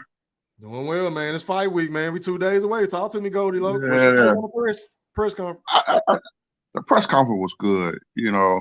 But I do want to bring something up. Everybody already talk about when Sean fought Bud. He was 1 foot in, 1 foot out. But they keep forgetting Sean. What did Sean say about the Earl fight? He said once he beat Earl, he was gonna do what? Retire. I did a show on that a couple of weeks ago. Right. So fuck all that bullshit. They be talking about that bullshit right there. You feel what I'm saying? And like I said, I love the energy that Bo Mike had. Goddamn, them niggas they did steal the show now. I'll die and laugh about that shit there. You know what? I'm just waiting on the fight, man. You know, I done brought the fight. I had a fight about a week now. Shit, I'm ready. Shit, I'm just waiting on that bullshit. I just want to see IOTBA Saturday night after the fight over. That's all I'm looking for. Him and Big Fish. That's it. I ain't got nothing else to see. Waiting on Saturday night. After Bud knock the nigga ass out, I'm going live on my page. Have me some goddamn fun. Okay, so you're That's only it. looking for Io and General Big Fish. Io, Jenna, Big Fish, and Quentin. That's all the fuck I'm looking for. Okay. Okay, is that all you got to say, Mr. Golden? That's all I got to say for right now, man. Shit. Okay, then. Well, let me go ahead and pass the mic. I appreciate the panel etiquette, kind sir. I Yes, sir. going out to the BFB Master Q. You're live on the chat with the motherfucking Wolf Pack and Go Thriller. Talk to me, bro. What's popping? What's popping? Go Thriller. Hey, man, I can't call it, man. 2 days away from the biggest fight we've been waiting on, my brother. What's up with you? Oh man, chilling, man. Like I say, I'll be up there this weekend when Bud lose. I'm gonna consult you first. You know what I'm saying? Ah, shit. Make sure that you. I'm gonna make sure that you good, because I'm gonna tell you right now, you, Miss T, Rebel. You know, I fuck with y'all and my brother boxing nerd, right? But everybody else, you know, they got to get it. But let me say this real quick, man. Then we can go. I'm gonna pass the mic. That was a good picture that you painted from that perspective. Thank you. But overall, I'm waiting for open panel because Bud going on that grill tonight. You know what I'm saying? Because he not getting away with the fact that 1 minute you on some Rodney King shit. Can we all get along? I see you, Dre. We don't need to be quote unquote acting this way because the white folks feel like when black people come together, we act up. And what he turn around and do, nigga this, bitch ass nigga that, man, that nigga embarrassed us as a race today. As far as you say one thing, but you contradicted yourself and acted an ass. You know what I'm saying? I don't give a damn what those people were saying. You were saying one thing, you turn around and you did exactly what you said, quote unquote, we as black people shouldn't do. I'm gonna pass the mic to open panel, and it's my opinion. I pray to God you click that link, boy, because you know I won't smoke with you, and I'm passing. I'm already here. Okay, then, man. Hey, mute your audio, man, until I introduce y'all, man. You know the rules. I ain't gonna keep saying the same shit. Appreciate that panel etiquette, Q. All right, going out to Boxing Nerd 101, my brother from Canada. You're live on the chat with Go Thriller in the pack. Talk to me, bro. What's poppin'? My bad, E3. Do you mind skipping me for now and come back to me in like 2 seconds? Yeah, I got you. All right, man. Going out to my motherfucking brother, the boxing historian on the panel, Eddie Atlas, aka Mosquito Spray. You're live on the chat with the pack. Talk to me, big bro. You got 2 minutes, fam. Man, what's happening, E3? Oh, man, I'm excited, bro. I cannot fucking wait. What's popping? Yeah. And also to answer, I heard you earlier, man, to answer the question, y'all want to do that tomorrow breakdown, because tomorrow a big day in another way for them. Don't knock it down that day. That's cool. Yes, sir. Absolutely. All right, cool. Man, as far as the press conference, you know, it was crunk up and everything. I'm glad to see it, you know, a little conflict, you know what I'm saying? They was, you know, they've been all cordial and everything, the other two or whatever, but they ready to fight. They surly, you know, they hungry, you know what I'm saying? And you know, both champions look ready, man. I can't wait. And the good thing about it, man, the beautiful thing, man, we got a day and a wake up. And here in a second, we get to squash all the goddamn chat. And this shit gets settled in the ring in front of everybody. I can't motherfucking wait. We've been waiting 5 years for this shit, man. And you know, I don't care who did what, whatever. It's gonna get took out on somebody in that whole Saturday night. You know what I'm saying? I can't wait, man.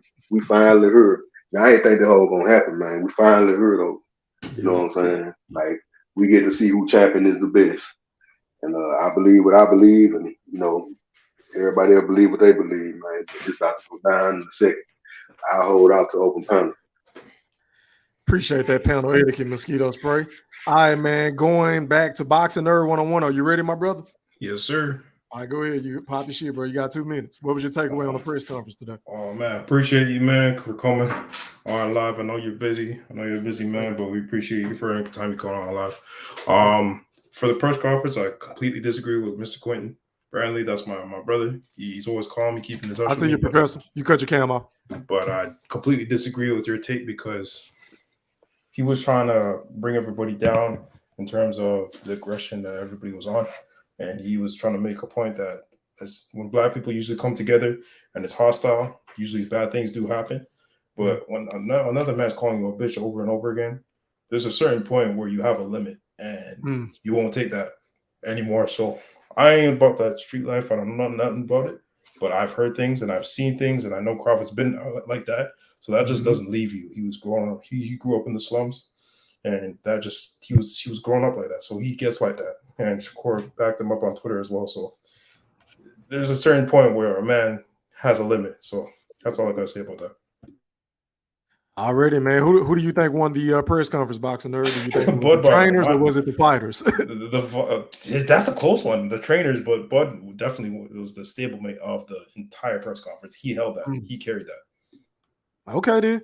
Is that all you got to say, my brother, before I pass the mic? Yeah, I'm good. I'm good until Pope. All right, man. Y'all own it tonight. All right, man. Going out to It's My Opinion. You're live on the chat with Go Thriller. You got 2 minutes, bro. What was your takeaway on the press conference? Oh, the press conference was fire, man. Derrick James set it off. He got it popping on early on him, calling on Bomac fat. So it all goes. When you talk shit, you got to be able to take it. So it was fire. I liked it. It didn't matter about me, whatever you said. But Bud said all that good preacher shit early because he just wanted everybody to calm down. But when they kept going, he said, fuck it. But we already know Errol getting knocked out 49 hours away. And that's when he's going to get knocked out in 49 hours. That's it. I'm done. Okay, then. All right, man. Let me go ahead and pass the mic to my guy Dre from Southwest Philly. You're live on the chat with the pack. Talk to me, bro. Holler at me. What was your takeaway on the press conference today? Shout out E Thriller. Thanks for having me on. Shout out to the panel. My take basically is just the look, the demeanor and the look on Bud's face, man. That's what I love to see. He's locked in. The man's serious. You could see he was ready to fight right then and there. He folding his hands and massaging his forehead, bro, ready to go, man. And that's what I want to see. I really think Spencer's in trouble. I mean, watching the Ugas fight, not throwing no combinations, flat-footed as hell, not getting his head off the line. I think Crawford is. This is what I think. I think if Crawford see that he got him hurt, he might prolong it. I think Crawford gonna be on some sadistic type shit. I think he really want to hurt this man, bro. And I kind of feel bad for the Spence fans, bro, because it's gonna get bad. But yeah, Bud locked in. That's what I want to see, man. And that's all I got for open panel, my brother. Appreciate you, Dre. All right, man. Let me go ahead and pass the mic over to Professor. You're live on the chat with the pack. You got 2 minutes, bro. What was your takeaway on the press conference today? Man, it's just, it's here. This ass whooping been a long time coming. It's been years of disrespect, years of defamation, years of devaluing Terence Crawford. And he like bro said, he ready to go. He ready to whoop that ass. And that's what's gonna happen. I don't really agree with Bud saying what he said at the beginning, like, we don't need to do this, because at the end of the day, Bud, you a dominant black dark-skinned champion. They gonna hate you. They gonna call you a nigga regardless, bro. It don't matter what you do. So you might as well just get shiesty and get greasy right with him. That's what we want to see. And he been holding it in, but I feel like the reason he been holding it in is because he's about to, all them emotions, all that anger he has, he about to unleash it in the most disrespectful, worst ass whooping we've ever seen in boxing history. I got Bud in 8. Already, man. Is that all you got to say, my brother, before I pass the mic to Jay Cooley? Oh, yeah. I just want to say, Derrick James, he look real uncomposed. He look real nervous. He look real frustrated. You know what I'm saying? He just very, yeah. Very cantankerous, man. That nigga was hot today, boy. Appreciate that, man. I appreciate your words. All right, man. Going out to my dog, Jay Cooley, man. You're live on the chat with the pack. You got 2 minutes. Talk to me, bro. What was your takeaway on the press conference today? I'll let me. What up, E? How you doing, bro? Hey, man. Hey, man. We here, my brother. We here. It's go time now. I feel you. Hey, you know what? I like the press conference. All of them should have been like that. But you know what I'm saying? I think the tomorrow the goddamn way ain't gonna have some security in that bitch. Because it's guaranteed. This fight, man, is motherfuckers it's gonna be some feelings hurt, lives gonna be changed about this fight, man. Cause we all emotional in this motherfucker. I don't give a fuck. Yeah, whoever lose, we gonna be hurt about it. Cause we've been talking shit for like 5 years, like y'all said. Somebody getting their ass whooped, and Bud can talk all that shit that he want to. He wasn't talking it to Spence. He talking that shit to a motherfucker in the goddamn stands, like me and you. Nigga, you let that nigga get you out your character. And Earl been talking about breaking your ass the whole time. Nigga, you should have took that shit to Earl. We finna beat the fuck out you, nigga, and all your buttercups getting rolled up. That's what I'm talking about. Okay, then is that all you got to say, my brother? Yeah, man, I'm waiting on open panel.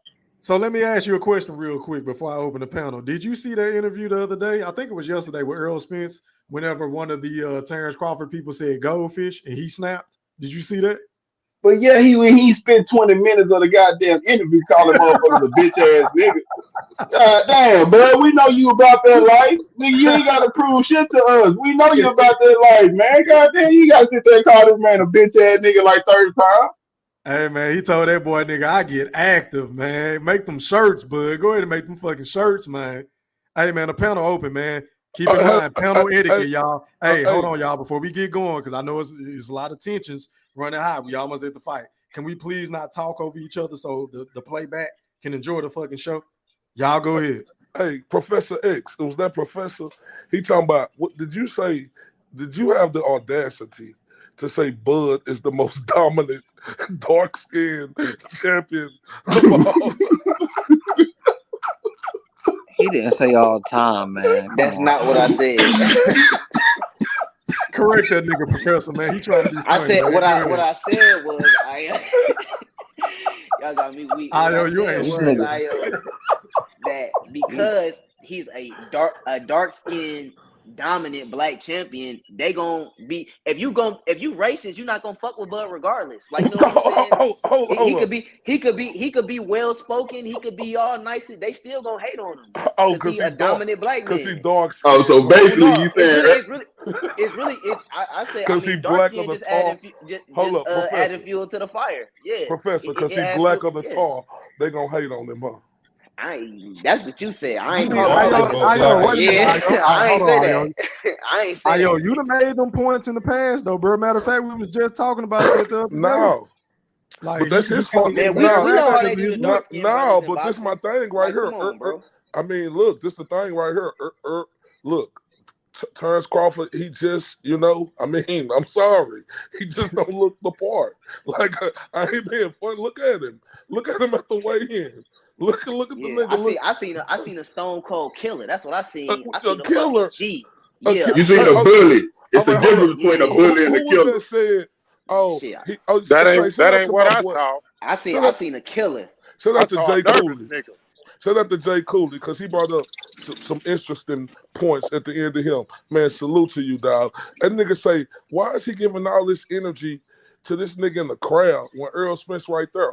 When this nigga giving that energy to Jose Benavidez, when this nigga giving that energy to Hank Lundy, but y'all talking about this. Oh, that nigga know better. He know better. He know better. He this killer. Hold up. Y'all talking about he this He know killer, better. but this nigga had his hands behind his back. What killer did you see, nigga? Ain't he fighting him? Ain't he fighting him on the 29th? They fighting, right? It's about to look in the eyes. It's about to look in the eyes. I'm just saying, when a man say he gonna break you, man, that's really like, that's like, nigga, fuck all the fight shit. We can fight right now. Fuck the money shit. The nigga say he gonna break him, dog. He said keep talking to somebody gonna break him. Which one is it? That's fine. Break him or it's not gonna be man down. Which one He is it? said he gonna break this man. He said he gonna break this dude. Them fighting words off top, bro. Fuck the contracts and all that, man. That man said break you, bro. He gonna break that nigga like Kuta. I mean, that ain't really that disrespectful, though, bro. He just saying it ain't nothing personal, though. Jay Cooley, in my opinion. What ain't personal? That's all he can. Him saying he gonna break Bud, that ain't nothing personal for Bud to get up there and try to swing. Man, what? Man, he said he gonna give him a one-sided ass whooping, bro. He said he gonna break him physically, mentally, emotionally, and hell, probably even spiritually. So wait a minute. So y'all didn't see the face off when Bud was looking at that nigga like he about to eat his lunch. Y'all didn't see none of that.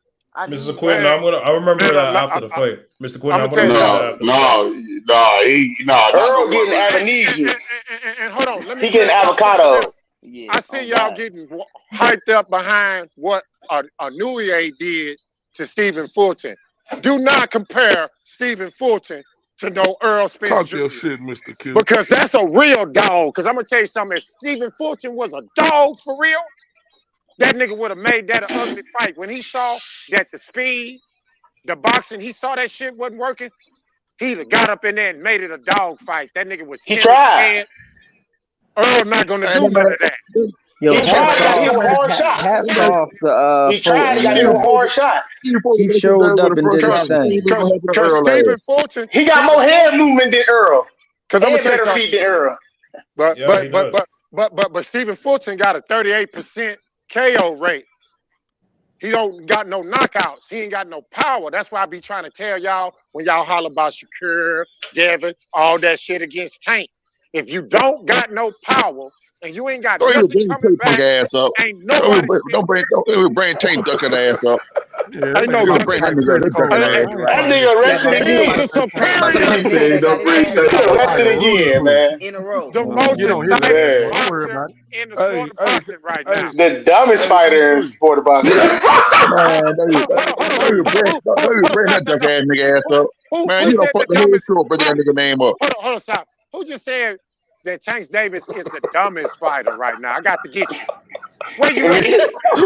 Tank Davis is the dumbest. He do dumb shit after dumb shit. Oh, really? Going to jail, back, getting with dumb bitches that keep telling on him and shit.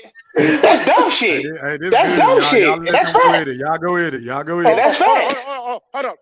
Is we talking about in the ring or outside the ring? Because I thought we talking about in the ring. No, in the ring, he nice. Only one dude I think can beat him. It's only one dude I think can beat him. Well, that's what I'm talking about. See, everything else you worried about the wrong thing. But that stuff matter too, though. That stuff matter too. So when people be like, I had mental shit all on my mind. I had to worry about this, that, and the third. How is Tank a dumb fighter in the ring, sir? I never said he's dumb in the ring. I said he's dumb. I say he's the dumbest because he do dumb shit. And I explained why I said it. Don't try to put words in my mouth. No. I'm correct. No. Yes. No. You ain't correcting nothing. I'm correcting you. In the ring. That's what I want to know. No, he's not. I said there's only one fighter can beat him. I said there's only one fighter can beat him. I noticed the Errol fans like to twist words on this. I only said there's one fighter can beat him. But hold on. This is about Earl and Bud. This is about Earl and Bud. Fuck all that. This is about Earl and Bud. It's about Earl and Bud. You getting off topic. Hey, Driller. With that coin toss. How y'all feel about that coin toss? Hey, hold on, y'all. Hold on. Time out. Hey, it's my opinion, bro. You yelling loud, bro. You busting my speakers, fam. My bad, bro. I ain't know let me turn my earphones down. Bro. Let me turn my earphones down. My bad. My bad. When niggas listening, hold on. When niggas listening to the playback in the morning, they ain't trying to hear a bunch of yelling, bro. I understand. My bad. Let me turn my earphones down. You gotta go in the award. Go ahead, bro. Yeah, we not trying to nominate you again. My bad. My earphones, my bad, bro. My earphones. I just got good earphones, man. I just got good earphones. But what y'all think about that coin toss? Watch this here. It's my opinion. Watch this here. You is a prime example of. Watch this here. It's some Errol Spence fans that are emotional as fuck, but you niggas, you extreme buddy motherfuckers like you. You are the prime example to where when I saw Bud got emotional today, I see why y'all get it from, right? Because you are super emotional. You're a extreme fanboy. You know you're a extreme fanboy. You always and we see all that cap you get. We see all that cap you do the same from you get from Errol Spence. Capping right now. All you doing is capping, just like Errol Spence. Yo, capping ass. Always stuttering. Ride. Why you stuttering? I don't get emotional like you though. No. Yeah, you do. You just got emotional Tank. Who said that? Both sides got emotional. Both sides got emotional fans. Who said that? Both sides got emotional fans. Hey man, this Civil War, baby. This Civil War, baby. You ain't emotional about this fight. Hey, call it what you want, bro. Call it what you want. And you extreme sexual. You extreme sexual. Earl Sexual sound good because mosquito spray. Shout out to him because he's the original creator of the word Earl Sexual. I don't care about what a nigga that listens to the show try to go back and bite and holler. That nigga that's a fucking fact. Earl Sexual. Because I know you listening now, pussy nigga. You know what I'm saying? Damn.